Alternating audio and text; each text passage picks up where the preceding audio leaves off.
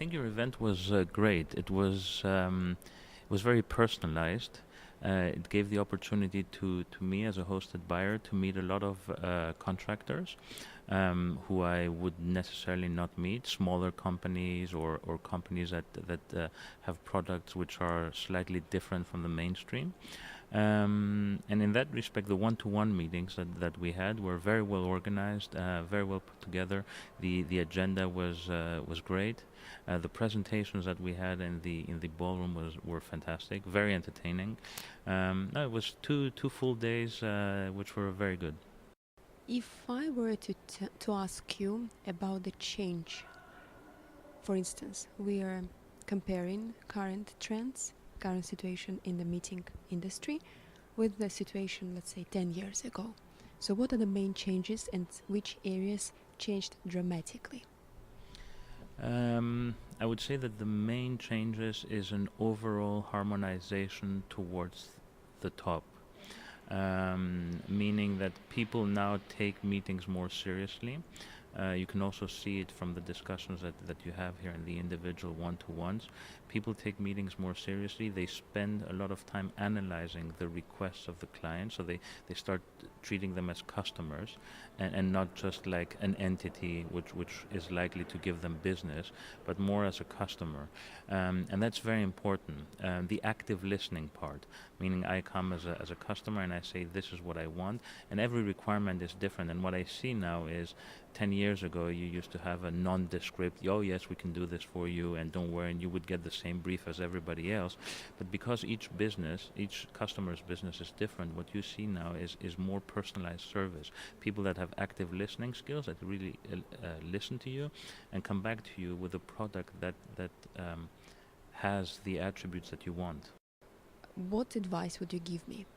How to promote my destination? That's a very good question. What I typically see in these, I had a discussion with a colleague, one of your colleagues from Krakow.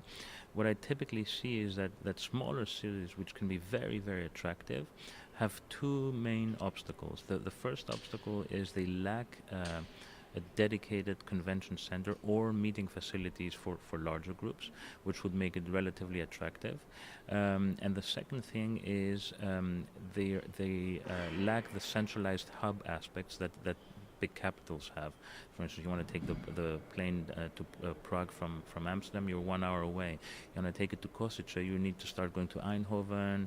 But what I do see, and this is something that I learned here, you have more and more, the private sector is thinking more and more about these solutions, and you do see people trying to find solutions and connecting parts of Europe which were relatively unconnected before and making them more attractive. That's also one of the biggest changes that I see.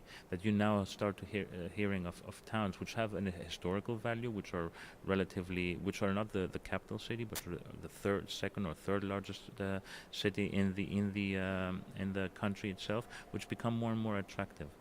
Today and yesterday, during our educational sessions, we discussed future of meetings and new future trends. And what was mentioned? Technology. Technology topic was mentioned, plus social media, plus innovations.